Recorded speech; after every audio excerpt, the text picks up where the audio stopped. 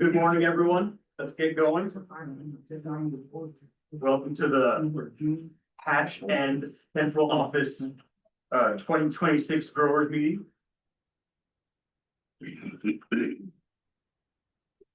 We have I guess we should do introduction guests.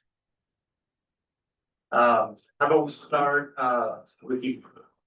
Hi, my name is Cruces and I am on Christian's team with WSP. Good morning, everyone. Morning, everybody. Christian Lopez, also with WSP, here for note-taking purposes on the purchase program. Thank you. Jennifer Kleitz, District Manager, Diana Solomon. Good morning. Good morning, Jillian Crosby. I am with Diana Solomon Watergate Conservation District, field technician. Rita Gonzalez, I'm participating in the seed cover program. Randy Torres, I'm also participating in the seed cover program. Jacob Penn, representing American Ag Credit, big ag lender in the area, and small farmer. Great. And online we have Alex Lucas, Gilbert Mesa, Isela Hawkes, Jen Kuhn, Kay Maynard, Mary Ann, Dr. Phil King, Ray Hartwell, and Samantha Barncastle. very good. Thank you, everybody, for attending. Today we will start with our water outlook. Dr. King.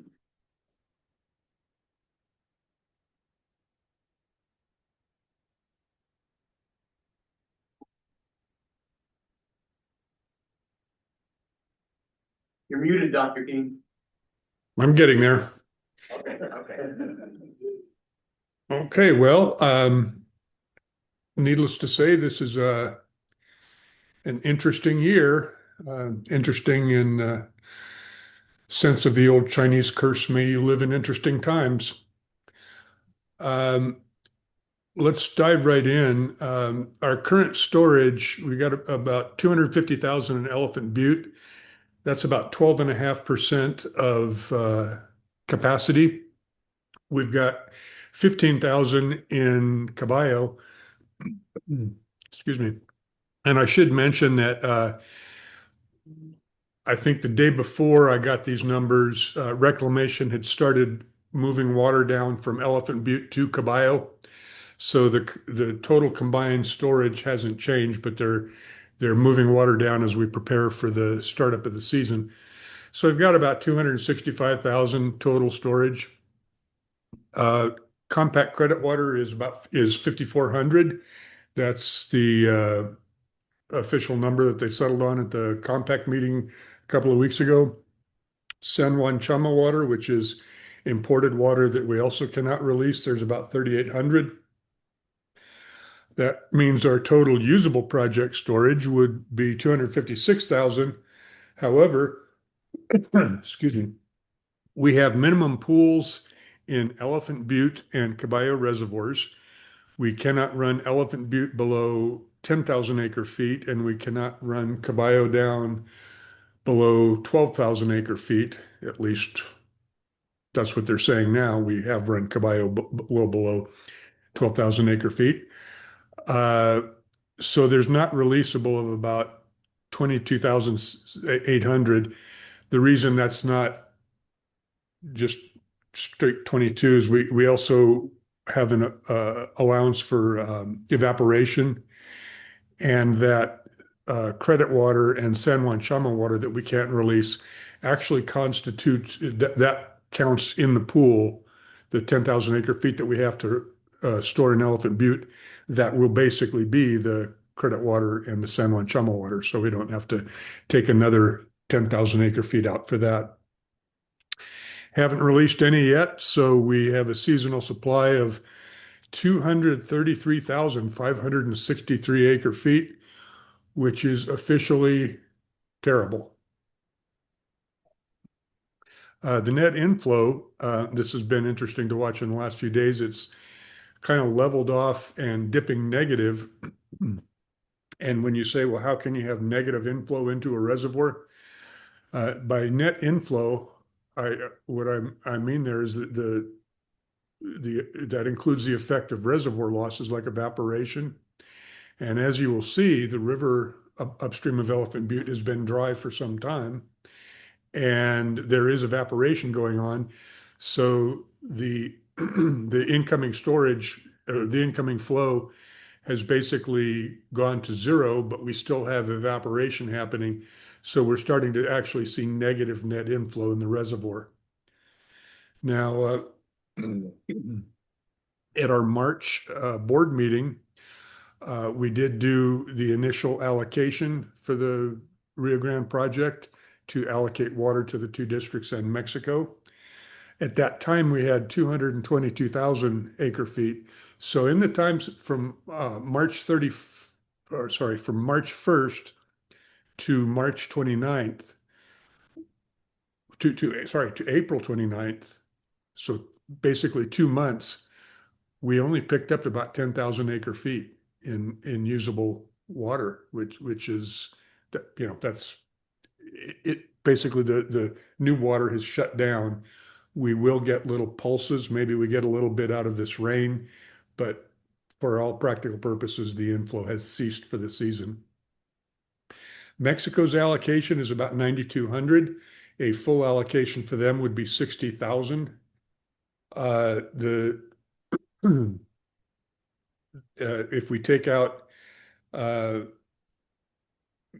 Mexico's allocation plus the carryover water for the two districts, the actual 2026 water, that is the water that has flowed into the reservoir since October 31st, when we stopped the 2025 accounting, we've picked up about 140,000.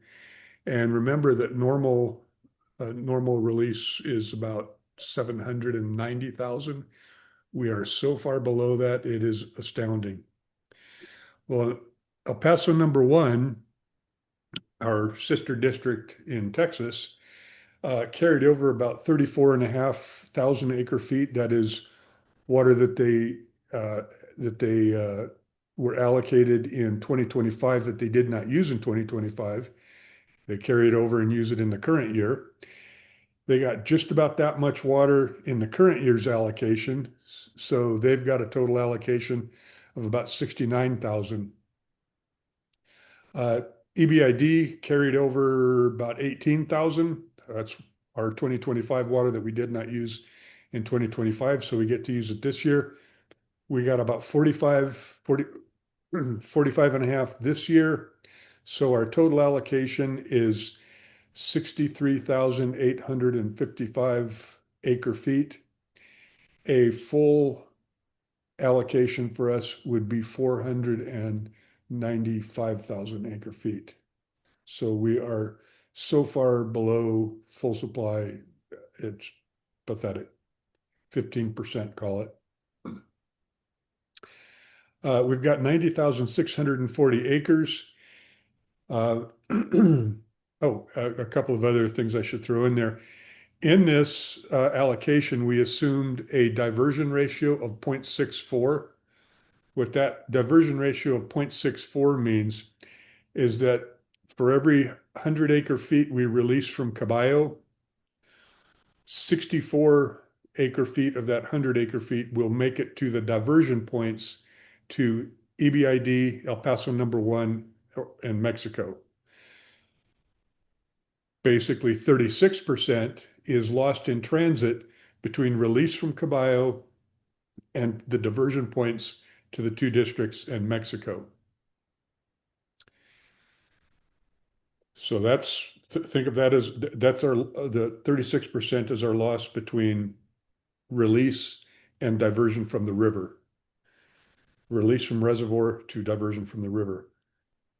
When we get down into our own system, we've got that 64,000 acre feet of allocation.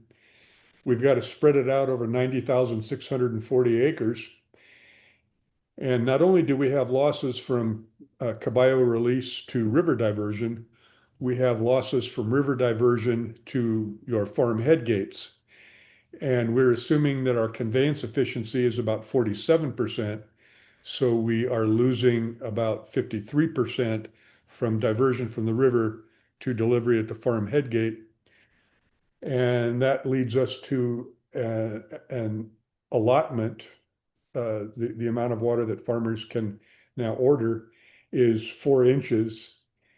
And with no additional inflow, that's about it for the season. We don't expect any additional, frankly, I don't anticipate any additional allocation until the very end of the calendar year when we're already shut down. And it would take a pretty unlikely scenario to have any additional allotment to the farmers. So figure 4 inches is what you've got to work with. That's what we're running with. And we're gonna blow through that 64,000 acre feet of allocation and shut down, and that will be it for the year. Won't mean we're done, because as you will see, we're gonna have a little off-season activity going on here as well. Excuse me. Looking upstream at the river, it's been just a weird year. I've been at this, watching this since 1990, and I have never seen a year that behaved anything like this. It's just been a river from another planet. Looking at the gauge up at Otoe since October 1st, and I pick October 1st, that's the official start of the hydrologic water year rather than the calendar year. That's basically when you start the snowpack season that's going to contribute to the 2026 runoff. So we start watching in October, and you'll see there was we're bouncing along there. On this graph, the blue line is the actual flow at Otoe gauge. And if you're not familiar with Otoe gauge, it's up there just sort of downstream from Espanola. It's just below the point where the main stem of the Rio Grande meets the inflowing Rio Chama. It's downstream of that, so it has the flow both from the main stem upstream and the Chama. They're both in the river here. If you were on the Nile, this would be downstream at Khartoum. But you see the blue line then is the flow at that gauge, and the yellow line or the yellow dots are the median for each day of the year, the median from 1991 to 2020. And so what you see happening is there was a release of upstream storage to basically move it down to Elephant Butte here that happened in December. And you can see that both at Otoe and at San Marcial, which is at the head of Elephant Butte Reservoir. Then we sort of chugged along at median for a while. And you think, oh, well, that's just like an average year. It's not.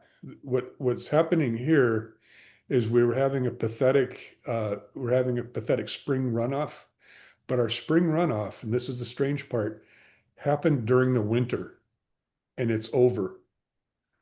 We're just into spring, but spring runoff is essentially finished. You see that the median starts to take off from here. That's as the historical spring runoff hits. We're starting to die off here as the spring runoff is winding down. It winds down, and basically it's done. You see the same thing happening at San Marcial, that movement of water from upstream to downstream, chugging along close to median.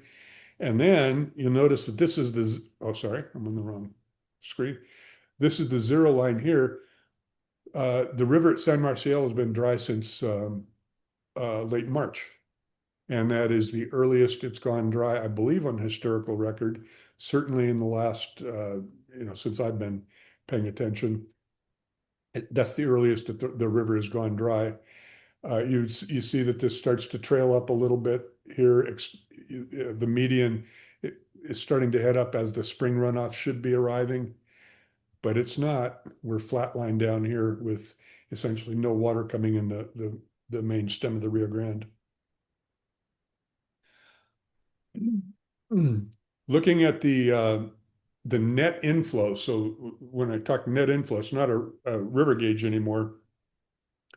What we're looking at here is the net inflow into Elephant Butte and Caballo, which is the release from storage, release from Caballo, plus or minus any change in storage. So if you're gaining storage, that's net positive inflow.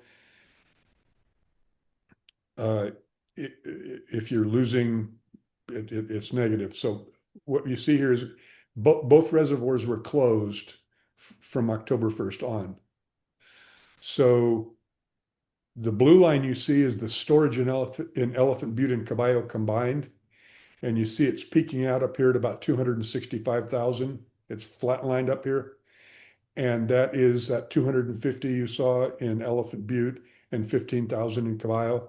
That's been pretty constant since, second half of March for sure. If you look at the inflow, and what I've done is the light purple line you see here is the dailies, and it's very jagged because it's subject to measurement errors that will cancel out over a couple or 3 days. So what I did is I took a little moving average, which is the dark blue line, and you see that storage water that they moved down. It got here basically before the new year. Then we've sort of trailed down as that spring runoff during the winter runoff, I guess is what we can call it now. It gets down here until it basically cratered in the second half of March. And we have gone negative here now recently. This last drop off is probably not as bad as it looks because they are now releasing water from Elephant Butte and moving it into Caballo. Some of this apparent loss in storage is the water that they're using to fill the channel between Elephant Butte and Caballo. So it's not lost. It's just instead of being stored in Elephant Butte or Caballo, it's now being stored in the channel, and it eventually winds up in Caballo. But you see that we have dipped below zero line even before that was happening. And it never fails when you come to talk about how terrible our water supply is and how dry it is out there. It rains, and that worked today, didn't it? But aside from these little rainfall events, spring runoff arising from the snowmelt is done. And you can see that if you take a look at the snowpack up there. This is, I'm pretty sure, the worst April 28th snowpack I've ever seen. And I've been at this for a long time. Up in the Rio Grande headwaters, I hope you can see this on your screen, but you got the state of New Mexico here. You got the Rio Grande headwaters, which is basically north of the state line, 12%. The upper Rio Grande, which is from the state line to Otoe Gauge, at 14%. Rio Grande at Elephant Butte, between Otoe Gauge and Elephant Butte, is at 1%. And they're not even showing Elephant Butte downstream because it's done. The interesting thing about this year and what makes it so strange is that it was not a good year for total precipitation. It wasn't all that terrible. I mean, we've seen worse precipitation years, but never worse snowpack because, first of all, a lot of that precipitation that historically would have been snow is now rain. And secondly, a bunch of that did, or most of what did come as snow, has already melted off because we had that absolutely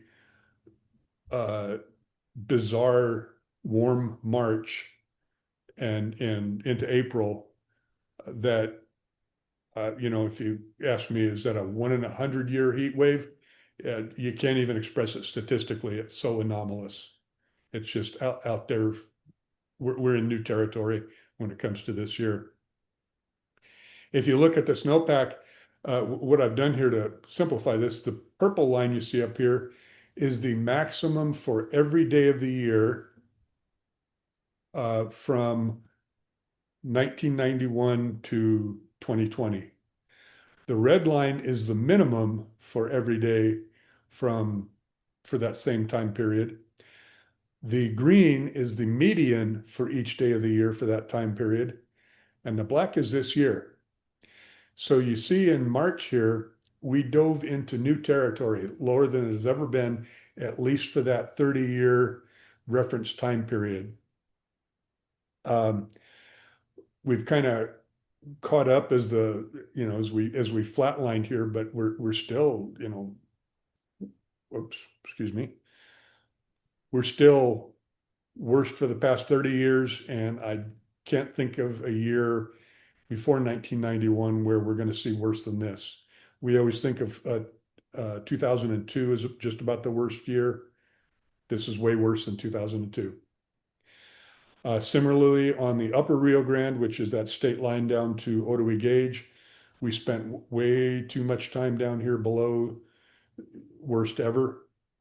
And when every decade we advance the numbers used for these statistics, you will see that the red line is going to follow this, assuming between now and 2031, we don't beat it. And let's hope we don't. Oops. Okay. Looking at the forecasts now for the runoff. Again, it's been a wild roller coaster. Every month, starting in January, the NRCS forecasts what the unregulated flow would be at several gauges on the Rio Grande. So what I've done here is I pulled out the two key gauges that we've talked about here so far, the Otoe gauge and the San Marcial gauge. And you'll see in January, they looked at the conditions and they said, oh, Otoe is going to see 40% of average.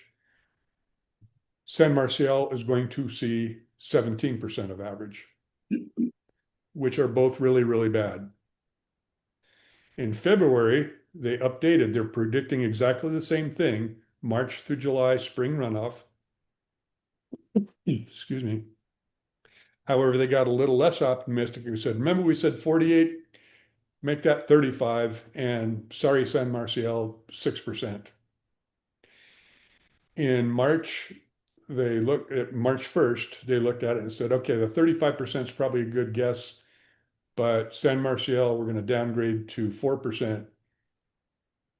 For the April 1st, after we had that really warm March, they looked at the conditions and they said, I don't know what to tell you guys.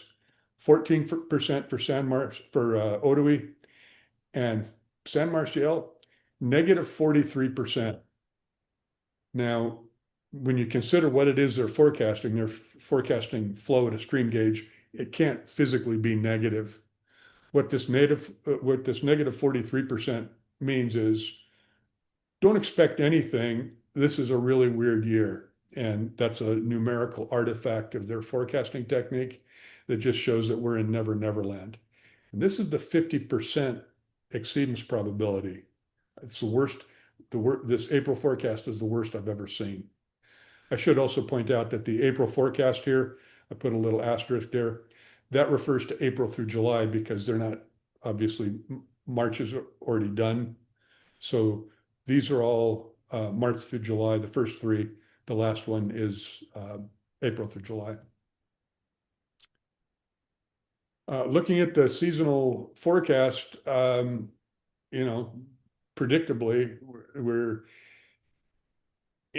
pretty much the whole state is in drought except for a little patch of the lower Rio Grande down here. Drought is expected to persist throughout the season. As we'll see in just a minute, the outlook for monsoonal precipitation is fine, or is looking a little more optimistic, but don't expect any miracle turnaround here, I think is what we're saying. I threw in this 6 to 10 day precipitation and temperature outlook because I'm just so used to throwing up these forecasts and saying hot and dry, hot and dry, hot and dry. Here's one where we have hot and wet. So that's normal and wet, better still. This is really looking for the period March 5th through the 9th. You're probably seeing the beginning of it right now with the precipitation out there. But that was such an optimistic outlook, I just couldn't help but throw it in there. Let's look at getting a little more into the season. The May, June, July forecast also has us above average on precipitation. We're going to go back to the chances are the temperature will be above average. And that is really persistent, and I could probably leave that one off because it's so consistent. What really gets interesting though is when we get into our monsoon forecast, our monsoon season, we traditionally think of the monsoon season as July through September, but it's really kind of picks up in late June and runs into October. We've had some pretty major events in October, as you'll recall. But what you see happening here is we've got a forecast for above average monsoon season, and the chances will be above average precipitation during our 3 wettest months of the year. So this does look like we're expecting to have an active monsoon season. It won't be the monsoon that we've been hit with a lot of years. And of course, we're above average. What's driving this forecast is largely what's going on with El Nino. And as of April 27th, we've just transitioned out of La Nina, which is the cooler.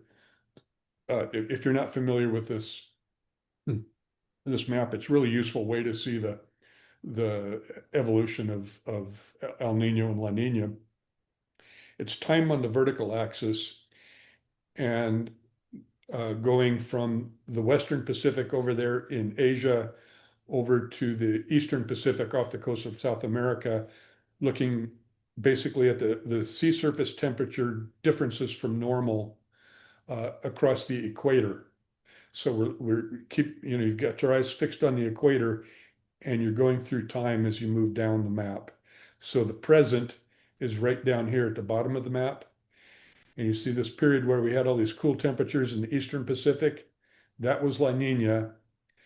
That's what we can point to and claim that we didn't get any, we had such lousy precipitation recently because of La Nina perched off here.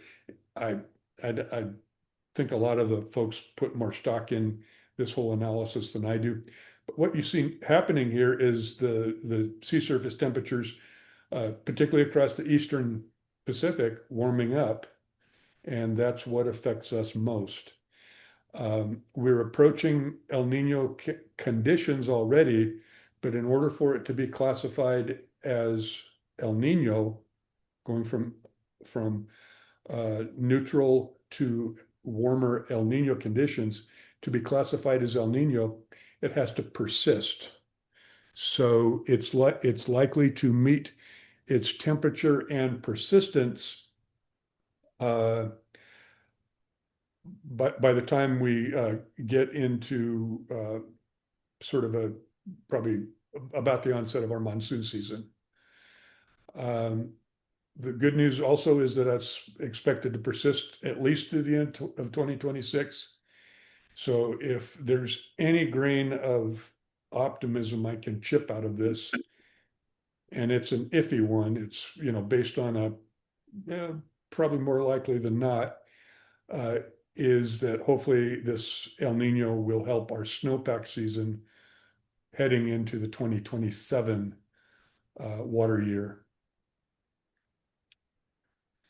So in summary, no question, critically wet year. This has just been off the charts, uncharted territory, whatever you want to say. It really just hammered that snowpack, and a lot of the water was basically lost to sublimation, where it never even melted. It just blew. It just went straight from snowpack into the atmosphere, or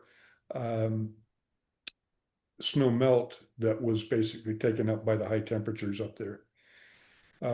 We don't expect any more spring runoff. We may get the occasional little spat of local precipitation, causing a spike going in through San Marcial there, or through some of the arroyos that flow directly into Elephant Butte. But basically the traditional spring runoff is over. Never seen, as I say, never seen a forecast like that. 4 inches is gonna be it. That's what we're locked and loaded for, and James will talk to you more about that. Initial release on the 29th, and James will talk about the details, but we'll be starting to pick up water in that first week of June.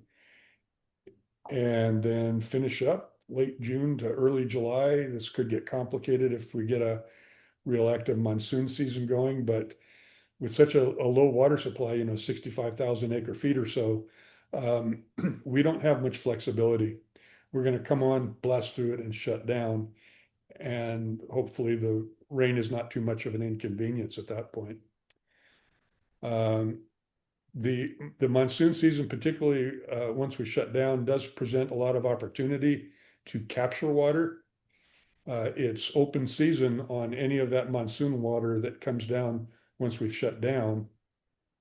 It's open season this year. There is no downstream obligation on it. So we do have to coordinate things like our operations people, even when we are not taking water from Caballo. We'll have to be out there looking for opportunities to capture water. However, there's also a danger because if you remember, 2006 and 2008, we had good monsoons, or we had big monsoons. I wouldn't necessarily call them good, but catastrophic flooding. And so we'll be both in capture mode, but also in sort of a defensive protection mode to prevent damage from that monsoon. And with that, I would take any questions. Thank you, Dr. King. Questions for Dr. King?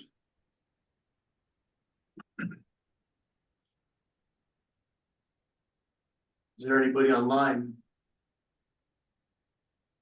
Very good. Thank you, Dr. King. Thank Mr. you. Narvaez?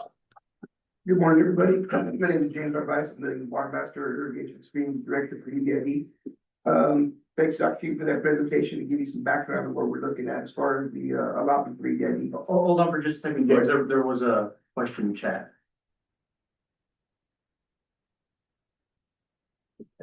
Oh, okay, very good comments. Thank you, Jen. Please proceed, Mr. Narvaez. All right, well, based off of what Dr. King presented and what we're planning for the irrigation season of 2026, we're looking at that 4-inch allotment. Dr. King presented a lot of historic lows, things that are looking pretty dismal. I guess fortunately or unfortunately, we've done this with 4 inches before, a couple times. So we do have a plan on how to attack that. And what we'll do this season is take that same approach to make sure we get the most amount of water out there efficiently. Just to throw out some key dates for you, just so we can you can get some planning going. EBID will open up its water records office to begin to take pre-orders on May 18th. What that is to give us a tally of where the demand's at, so that we can plan for that initial diversion.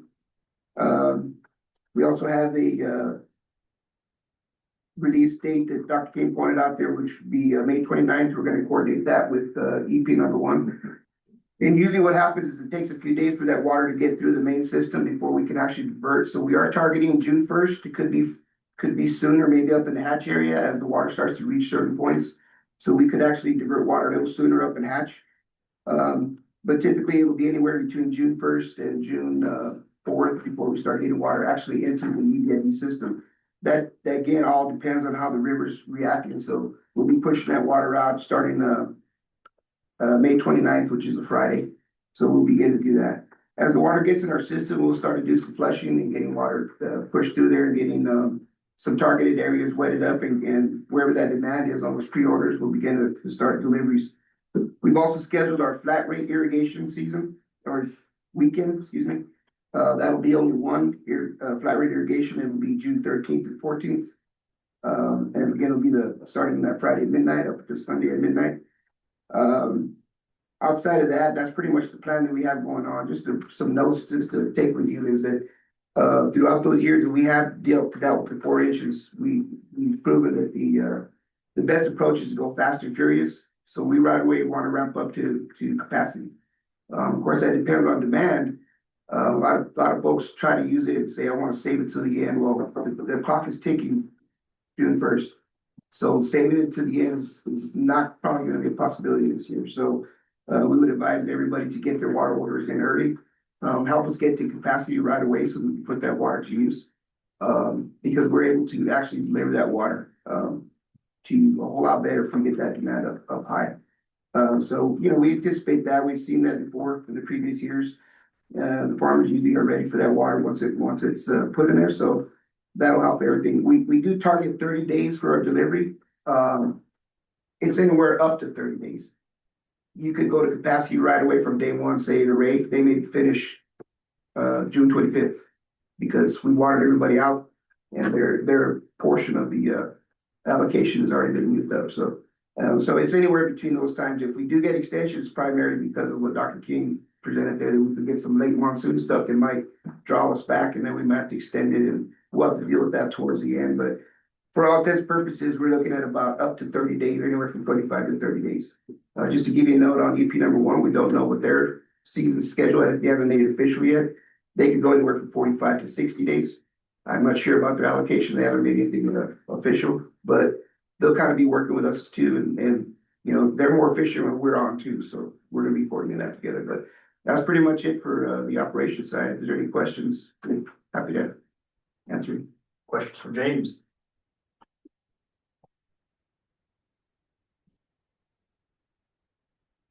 Okay. Next on the agenda is the funding and projects update with Josh.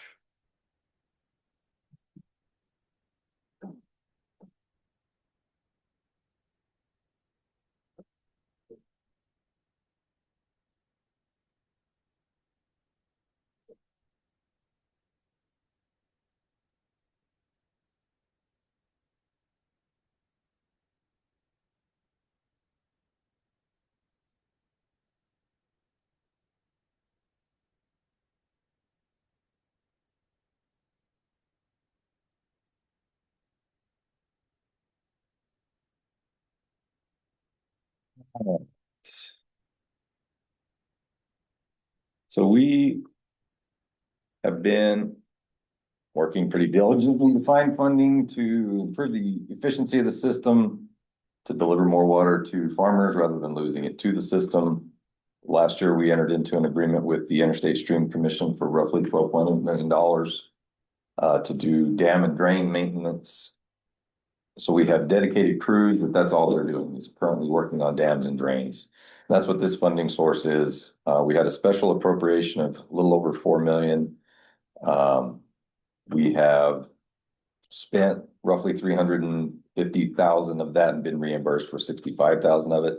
This is basically salaries for the employees that are working on those crews. This is a breakdown of the entire contract. We've purchased roughly $8 million worth of equipment and tooling and hardware to allow those crews to do work on the dams and the drains. This is an app that we've designed to track all of our projects, where we're using it to track the dam and drain maintenance crews as a test program. So all this information will be available on the website. If you want to see what's going on, the progress that we're making, you can get on the website and actually follow progress as it's occurring. So the first project or first dam that we undertook was the Lucero Dam. That was the top priority in the district. And again, this is just the dashboard that shows we've spent 516 hours, roughly 130,000 cubic yards of sediment have been removed. And we're not sure with the cost yet because it's still, or I guess that's an outsourced cost. This is Joa's app. And he's done a lot of work putting this together for us. As part of the funding, we purchased a drone with LiDAR capability. So this is a before picture showing all the vegetation that had grown up in the Lucero Dam, and an after picture showing essentially the levels after it had been removed. Aerial photograph of the Lucero Dam. And this is the dam down here. This was all salt cedar and vegetation that had grown up along with sediment that had accumulated in the pool. And I didn't pick this music. This is a before, this is a during shot of the work actually going on in the Lucero.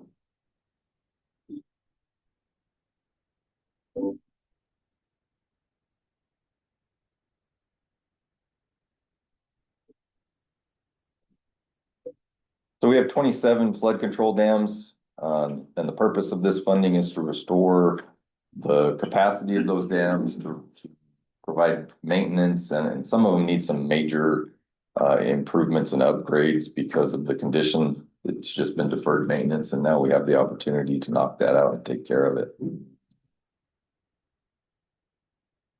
We also have our drain maintenance crews working. They are clearing vegetation and restoring the drains to their designed capacity.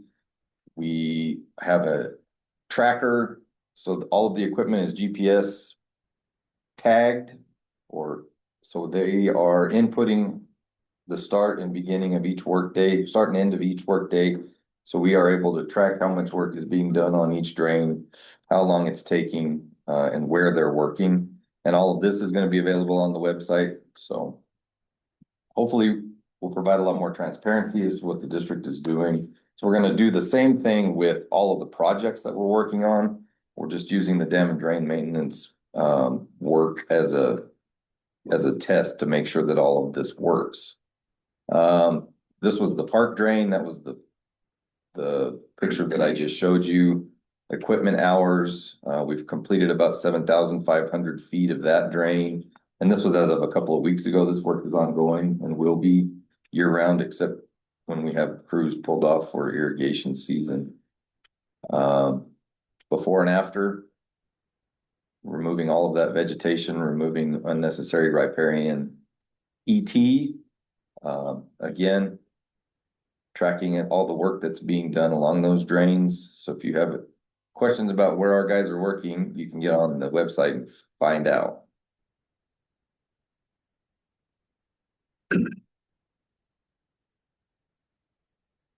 We recently, as of Wednesday, we got the final award on 11.5 million from the BOR through the Interstate Stream Commission. That funding is primarily going to be used for piping projects. This is a list of the projects and the years in which they're going to be completed. You know, again, the idea is we're trying to improve the efficiency of the system, trying to save more water to deliver it on farm rather than losing it to the system. And we're very appreciative of the BOR for providing this funding to us. The timeline for that spending, we have a deadline of fourth quarter of 2030. I think the 2031 is actually based on an extension, but we're planning on rolling this funding out and getting all of that work accomplished within the next 4 years. We had several applicants for the WRI Ag Water Resilience Program grants. These were what were submitted and what was actually awarded. There was $5 million in that program for the past fiscal year. I think the state appropriated $10 million for the program this year. So I would suggest if you're interested in doing on-farm water efficiency projects, you pay attention to WRI and our website. We will be notifying everyone when those deadlines come about this year. It seemed like it was a pretty good program. Got several irrigation efficiency projects put together. We actually worked with a couple of ranchers who were doing well and pipeline projects. But it seemed statewide like a very successful project or program, and something that if you're looking to improve your system would be something to look into. Additional grants, we've got NRCS EQIP funding for phases 2 and 3 of the Rincon lateral project. That's about $1.5 million. The Rincon lateral phase 1 will begin construction in September, as soon as the irrigation season is over. That's been funded by the Bureau of Reclamation. We're in the process of ordering materials, and that will begin in September. We also submitted an ICIP seeking capital outlay funding from the state legislature for the first time this year. And we were awarded $580,000 for equipment purchase to update all of our signage and security at all of our yards and on all of our infrastructure. We were also awarded $180,000 to replace the tower on the Robledos, put a building up there so that our SCADA systems and repeaters continue to function. The Rincon Arroyo project, there's a lot of information in here about this. If you're interested in getting into it in depth, it'll be on the website. It's basically almost a $5 million project.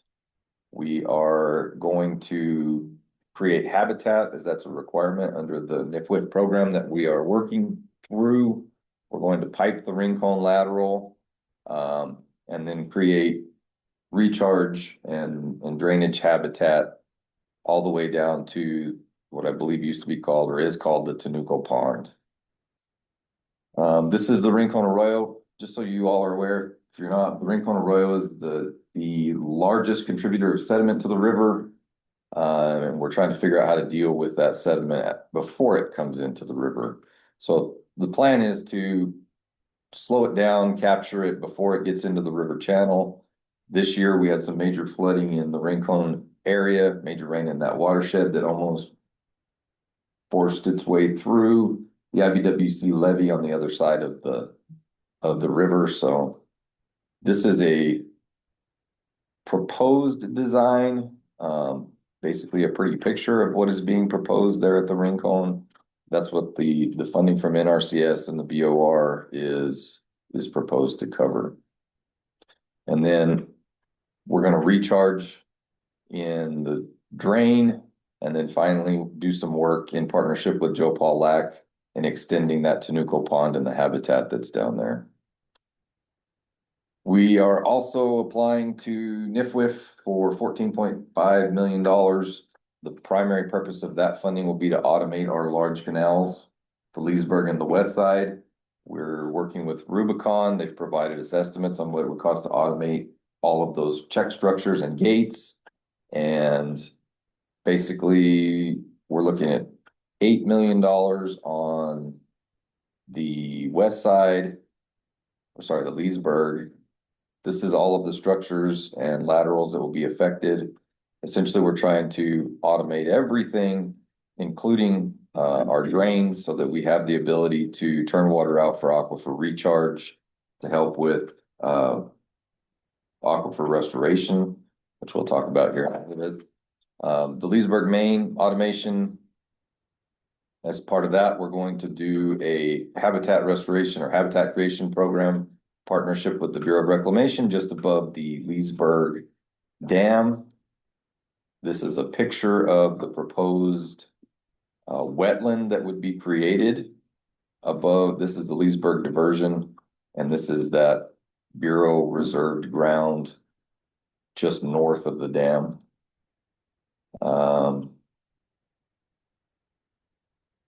This is just the Leesburg system, everything that we're going to be automating. And then this is the Mesilla. Beginning at the Mesilla, we'd automate everything all the way down to basically Texas. So we're creating habitat in partnership with the IBWC as part of that application. And hopefully we'll be finding out about whether we've been awarded that funding or not in the middle of July. We'll get started on those projects. So that's funding as it currently sits. We are holding our breath, I guess. We're not holding our breath any longer. We were awarded $30 million from FSA through the water saving commodities program. That money is on hold at the federal level. There's basically told us that the process was deficient and that they likely will not roll that money out, but we're still working through our congressional representatives to to do what we can to obtain that funding. So that's where we are as far as funding and projects. We did complete a piping project between the Marriott and the Convention Center from University to I-10. The Las Cruces lateral has been piped and completed. And the California extension, I believe, will be done within the next week. And that's a water smart project that's been going on for about 5 years. So pretty exciting to have that completed. Any questions about funding? Busy, busy. Mr. President, I simply had a comment. For some historical context, for approximately 20 years now in the drought, EBID has been seeking funding to improve the efficiency of our conveyance, to improve the amount of water we get delivered to the gates of our farmers. In the last 3 years, there has been a substantial acceleration in EBID's seeking and acquisition of funding. And then this year in particular, finally getting that funding to ground and our projects rolling out. And I would just want to recognize Mr. Smith and his team for the extraordinary effort they've been putting into in getting all the stones they could find turned over, looking for funding, and then figuring out how we can leverage the resources of the district to put that funding to work. It's extraordinary to see how much they have increased the project planning, the funding acquisition, and now the work over the last 3 years. Thank you, Mr. President. Thank you very much. Are there any questions for Josh? Real quick, I'm just curious, do you guys have a ballpark of how many feet or yards, I don't know, the linear measurement of how you're trying to pipe currently in various projects? Just for the efficiencies there, I'm just curious what's. So under the 11.5 million, And if you don't know, I'm just curious. I mean, it's in that spreadsheet, but Yeah, under the 11.5 million proposed, I think it was 13.7 miles Great, good. in total. Yeah. Throughout the 4 or 5 years. so the Rincon project is really only about 1.5 miles. Mhm. And then the 14.5 million, that's no lining, that's just automation. Okay. So that's motors and gates on all of our large tech structures. And the software that we use to run those. I know everybody appreciates the district putting money into conservation, trying to get delivery more efficient, more direct, less seepage, all that good stuff, so. Thanks for that, Jake. Any other questions for Josh? Moving on, the ISC purchase program, Brian. Morning, everybody. Sorry, a little bit of a family emergency there. Oh, sorry, I skipped the 7-minute update. Which leads into his discussion. So just briefly, the Texas versus New Mexico settlement status is the special master has submitted his report to the Supreme Court, and the exception deadline has passed. So we anticipate, everyone is hopeful that the settlement will be approved by the Supreme Court sometime in June. And once that is approved and the Supreme Court gives its blessing, we have effective date that begins to run deadlines.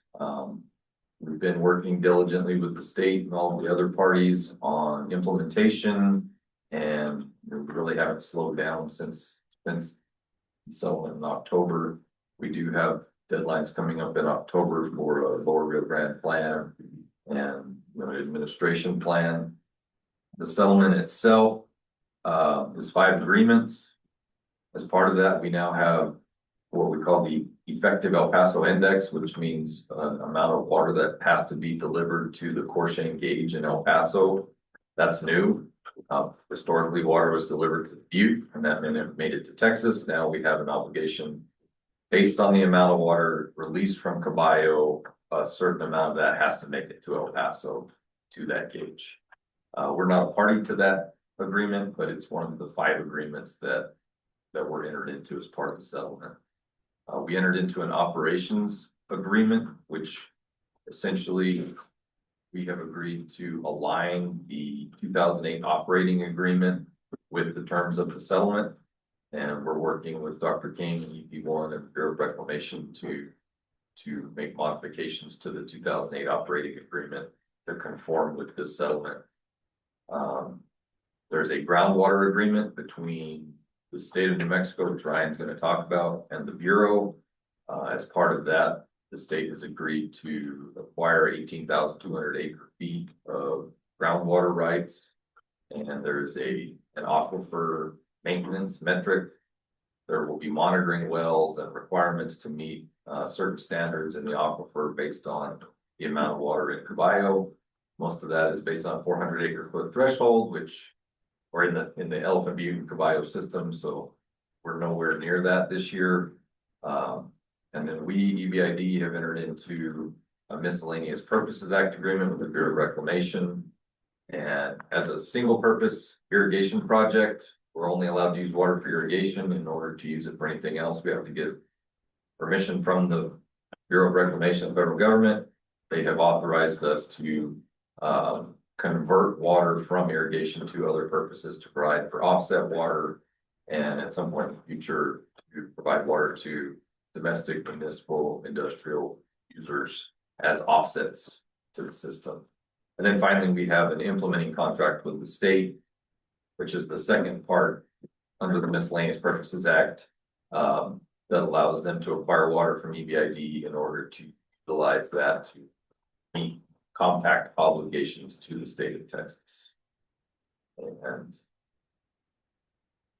yeah, it's a complex settlement. And I think it could have been a lot worse. With that, Ryan. Great, yeah, thanks, Josh. That was a good summary of the very complex settlement agreement, as you mentioned. There's those 5 agreements that Josh mentioned, that the state is the only party that's a party to all of those agreements. With the exception of the MPA that's between the district and the Bureau, under the Federal Reclamation Project. So as you can imagine, the state's been pretty busy trying to gear up to implement this very complex settlement. There's 2 things I wanted to mention. First, relative to what's called the consent decree, that's between the compacting states, Colorado, New Mexico, and Texas. Josh mentioned that creates a new delivery point at the state line. What I want to clarify there is that is a new requirement below Elephant Butte Reservoir, but it does not change New Mexico's compact obligations above Elephant Butte Reservoir. Nothing in this settlement changes that obligation. New Mexico still has to deliver a certain quantity of water as determined by an index to Elephant Butte Reservoir. And then similarly, below Elephant Butte Reservoir, New Mexico now has to deliver an index-based amount of water to and that gets a little bit confusing. So I just wanted to clarify that point. The second thing, the main point I wanted to talk about here today is that groundwater settlement agreement that Josh mentioned as well. There's a requirement in there that New Mexico has to reduce depletions in the lower Rio Grande by 18,200 acre feet. And that has to be done within 10 years of the effective date. So we expect the effective date of the agreements to be this year, anytime now, from today on. So we're on the clock, basically. And 10 years seems like a lot of time. It's not when you think about funding sources and markets and things like that. So we're really ramping up to launch a purchase program, a water right purchase program, in order to accomplish that depletion reduction requirement. We fully expect to have a first round of solicitations for purchases sometime this year, hopefully in the late summer, early fall. Before we get to that point, though, we're in the design phase. We're working hard to really think thoughtfully through what are the potential impacts of a purchase program. Take lessons learned from other areas all over the West, in other areas in the state of New Mexico, figure out what worked and what didn't work. As part of that process, we're doing a lot of stakeholder outreach. We've been reaching out to stakeholders through our Lower Rio Grande Water Alliance and some of the subgroups there to kind of collect some feedback, ingest that into our design, make changes and then reiterate. So we're iterating constantly. We've also had some targeted interviews with local water experts and industry experts in the area to try to get a better sense for how this purchase program might affect the local economy, ancillary businesses and things of that nature. So we want to make sure we're being, again, thorough and cognizant of all the potential impacts here. To continue that outreach effort, we're going to have a series of public information sessions. And those are scheduled for the last week of May, May 26th, May 27th, and May 28th. And then we'll also have an online virtual option, virtual only option on June 3rd. The intent there is to kind of roll out what our current design process is, what we're thinking. There's several options we're working through, and collect feedback from the community on which of those options make sense for you. Which options don't make sense, and any potential pitfalls that you might see within those options. So I would really encourage you to attend any of those 4 opportunities to get some more information about the purchase program. Please provide input, and then that will allow us to make a recommendation to the Interstate Stream Commission as to what the final makeup of that purchase program will look like. And I think that's it. I'll just make a plug. We have a lot of information here relative to those information sessions, the settlement as a whole, the Rio Grande Compact. Please take some of this material before you leave. And happy to stand for questions. Thanks, Ryan. Where is that meeting, those meetings gonna take place at, Ryan? Great question. I didn't mention that. So May 26th, Anthony at the Doñana County Gadsden Center. Wednesday, May 27th, will be here in Las Cruces at the Thomas Brannigan Library, 4 to 6 p.m. Thursday, May 28th, will be at the Hatch High School, 4 to 6 p.m. Again, those are all in person.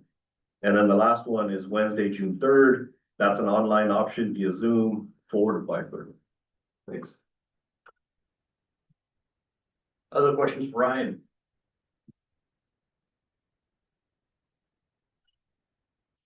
Very important for farmers to go to these meetings and to get their concerns heard. The state is very open from what I've seen to listening to the concerns of the farmers and to making modifications to their programs. If good ideas are presented to them, so please join these meetings.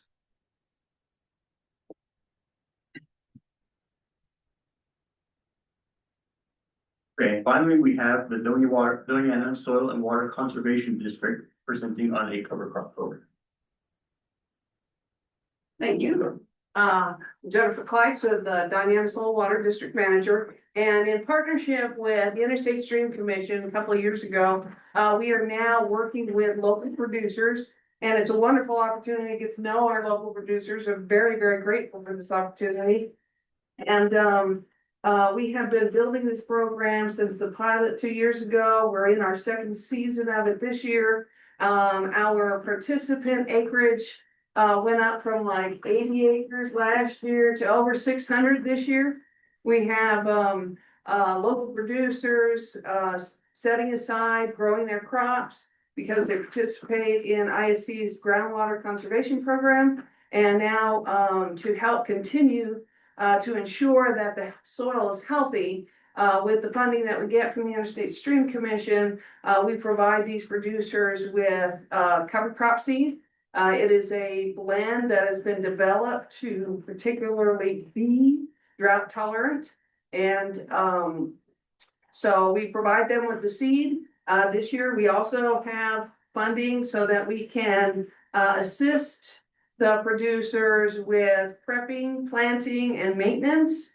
We are establishing a group of contractors who can go out. They either have equipment or they can use the producers' equipment, and they can help prep the land and pull borders and the things they need to do and get ready. We are going to have a Zoom meeting for the producers next Thursday, May 4th.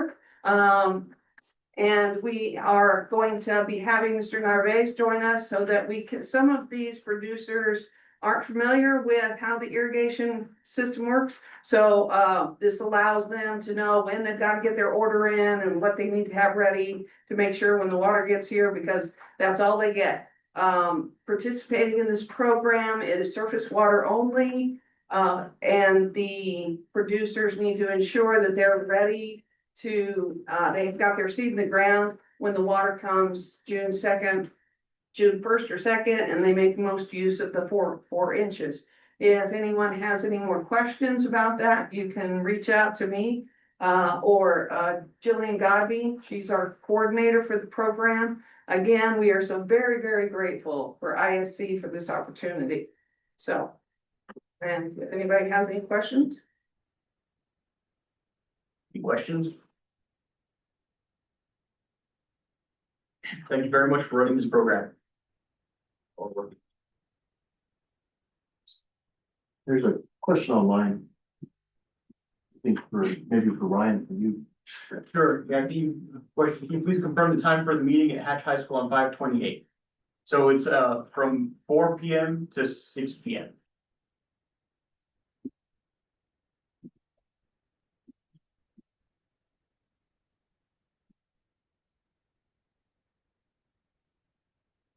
Very good. Are there any other questions?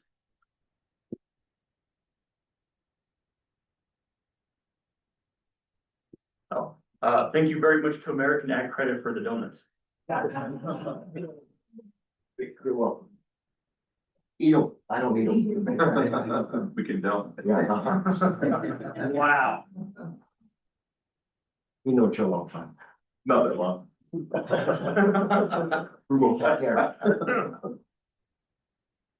There, and yes, I have a question about the salt cedar removal that you've been doing behind that one dam. Are you guys doing that in-house or are you outsourcing it to someone? So that's our dam maintenance crew. That's all in-house. Okay, oh, and what method did they use for getting rid of it? Bulldozers, Mechanical. Yeah. Okay. So, mechanical, yeah. So it's being disposed of, burned, mulched, masticated, okay, yeah. all right. Is there any chemical treatments going on? Or just mechanical? I mean, right now it's just mechanical, but in order to maintain it, it'll probably, it will. Small vegetation on the face of the dam takes chemical treatment. Sure, makes sense. any other questions? Okay, thank you everybody for attending. Thank you. Thank you.